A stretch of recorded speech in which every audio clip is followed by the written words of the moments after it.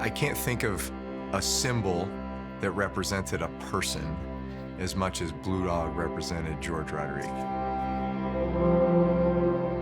Dad was an icon, not just for Louisiana, but for all of America. George was definitely a pioneer in terms of his expression of Cajun life. And when he painted those paintings, he was giving everyone a chance to see the world through his own eyes. And that's the essence of a great artist. A great artist is defining the world that they live in. You know, he was big. He was bigger than me. Everyone who knows Rodrigue's work at some point compares him to the American artist Andy Warhol. George always painted through George's eyes, and his eyes always remembered Louisiana. Dad grew up in New Iberia, Louisiana, in the heart of Cajun country. And in the 3rd grade, I got polio, and my mother bought me a paint by number set. But I didn't like to paint in between the lines. So I turned the canvas over and I painted pictures on the back side of a paint by number set. The first painting that George Rodrigue, who painted thousands of paintings, who hangs in museums around the world, the first painting he ever saw by anybody in his life was his own. And it wasn't till he went to art school in LA that he realized how special and unique his culture was. And when George came along, it was very fragile. There was this giant oh shit movement that we had kind of lost so much of our culture. And there was something about those paintings. They had a haunting quality, the darkness, the contrast with the Cajuns all in white and the oak trees. The oak tree has symbolically kept these people apart from the rest of the world. George's mama was not happy at all when George called himself a Cajun artist. She thought of the Cajuns as ignorant. There was an official government push to effectively destroy the Cajun culture, and George had paintings that illustrated this. It shows that in the 1950s, the school system didn't want the students to speak French. They had to go to live in the swamps, you know. They were not allowed in New Orleans. They were not allowed in the populated areas. This is what I want to show, the pain, the suffering of all these people. The aioli dinner is an incredibly pivotal painting for George Rodrigue. There's a primitive aspect. It's almost brutal.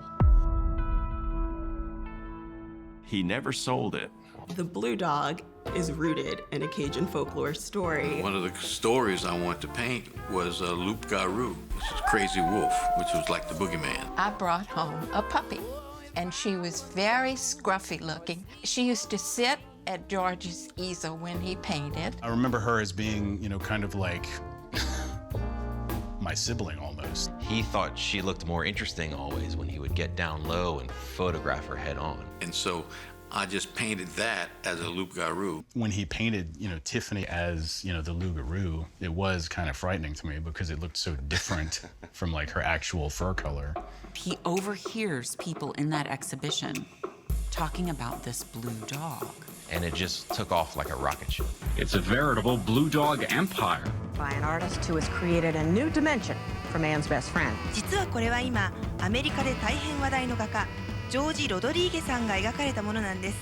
Whether it was Rolling Stone magazine or on posters for large corporations like Xerox and Absolute Vodka. It just kept going and going and getting bigger and bigger. $48,000 was a lot to pay at the time, but I have refused offer of $1 million for the painting. This Blue Dog has become his Campbell soup can. George was slighted by the museum community. There were a lot of critical people in the art world, in the art culture that were like, what is this guy? You know, and he proved them all wrong. Those kind of people think that if an artist is incredibly popular, there must be something wrong. You're a genius at marketing. No, if I'm a genius at painting. Because the paintings, you can't market trash. You know, you can, but it's still trash. George didn't paint what Louisiana looks like. George painted what Louisiana feels like. He gave this to me. It says, Tony, thank for all the help in 2005, the year of Katrina. Yeah, he doesn't go away. I mean, that's like asking, you know, is Beethoven dead? When George passed, we lost a lot. He's still painting somewhere.